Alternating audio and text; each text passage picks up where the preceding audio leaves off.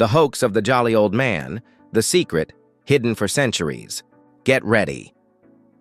Because the story you're about to hear has nothing to do with the smiling, harmless old man who magically appears every December. The modern Santa Claus, the global icon plastered across malls, ads, and childhood memories, was forged through a long chain of violence, religion, political clashes, cultural rewrites, and strategic marketing. If you believe he simply came from the North Pole, forget Tudo. This is the real version, the one they never meant for you to hear. The saint who wasn't that saintly traveled back to the 3rd century. A bishop named Nicholas of Myra lived in what is now Turkey. He's remembered as charitable, but only because the darker half of his personality was carefully swept aside. Here's the part the polished biographies avoid. During the Council of Nicaea in 325 AD, a massive theological meeting with over 300 bishops, Nicholas lost control. He marched across the hall and slapped another bishop across the face for defending a doctrine he considered heresy. That's the original Santa, a religious leader who helped the poor at night and hit opponents by day. He also participated in efforts to destroy pagan temples and erase competing beliefs. Nothing jovial, nothing magical, just a tough, unfiltered defender of orthodoxy. The legends inflate the man. As centuries passed, Nicholas stopped being a person and turned into a magnet for medieval imagination. Stories around him claimed he resurrected murdered children, saved sailors from deadly storms, caused miracle oil to drip from his tomb, delivered gold anonymously during the night, defended people in dreams.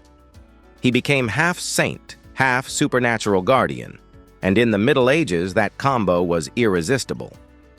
December 6th, his feast day, became the moment when children expected gifts. Long before Christmas Day took this function, the night visitor was Nicholas, not Santa Claus. He was already a myth long before he became a brand. The Protestant Reformation almost erased him. By the 1500s, Martin Luther's Reformation spreads across Europe, attacking the veneration of saints. And with that, Nicholas's celebrations disappear from calendars everywhere. Everywhere, except the Netherlands. The Dutch refused to drop him. There he evolved into Sinterklaas, still dressed like a bishop, still delivering gifts. This isolated survival would shape the next 400 years of Christmas culture, because Dutch migrants didn't stay in Europe. They crossed the ocean. The saint crosses the Atlantic and mutates. Dutch settlers founded New Amsterdam, later renamed New York by the English. Naturally, they brought Sinterklaas with them, and this old bishop landed in a cultural pressure cooker. Dutch traditions, British customs, Scandinavian folklore, German immigrants, Native American influence. New York has always been a fusion zone, exactly the type of environment that rewrites myths. Here, Sinterklaas collided with Father Christmas, the British spirit of feasting, drinking, and winter revelry. Nothing holy, nothing disciplined, just indulgence. The fusion created a new hybrid, Santa Claus.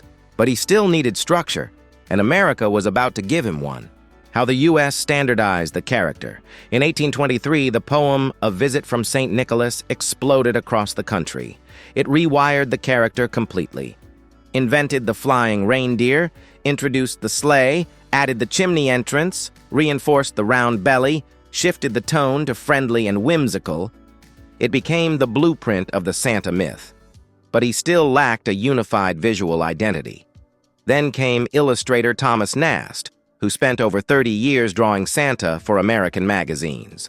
He put him in the North Pole, created the naughty and nice list, designed his workshop, defined his heavy coat and robust beard, gave him the iconic big-bellied silhouette.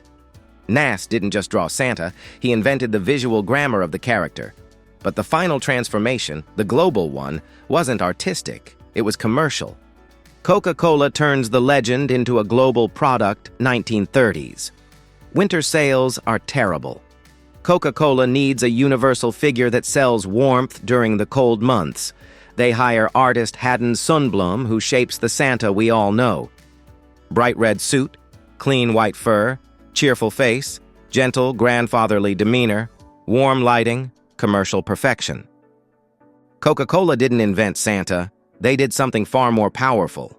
They cemented and exported a single visual version to the entire world.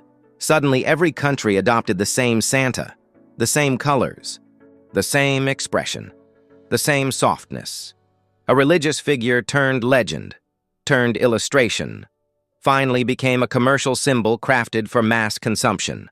Santa Claus became a brand, and a profitable one. The final reveal: Santa is a patchwork, not a tradition. Collect the pieces: a temperamental 3rd century bishop, medieval miracle myths, Dutch immigration, English winter folklore, American writers, Victorian artists, 20th century advertising giants. The modern Santa is not a pure tradition. He's a 1,700-year collage assembled by religion, propaganda, commerce, migration, and marketing strategy. The truth is simple and uncomfortable. The jolly old man is the most successful cultural fabrication in modern history. And the man behind the myth, the one who supposedly inspired kindness and joy, he once punched a bishop in a theological argument. The nice old man we were sold was always a carefully edited version of the truth, and the polished red costume was just the final layer of the hoax.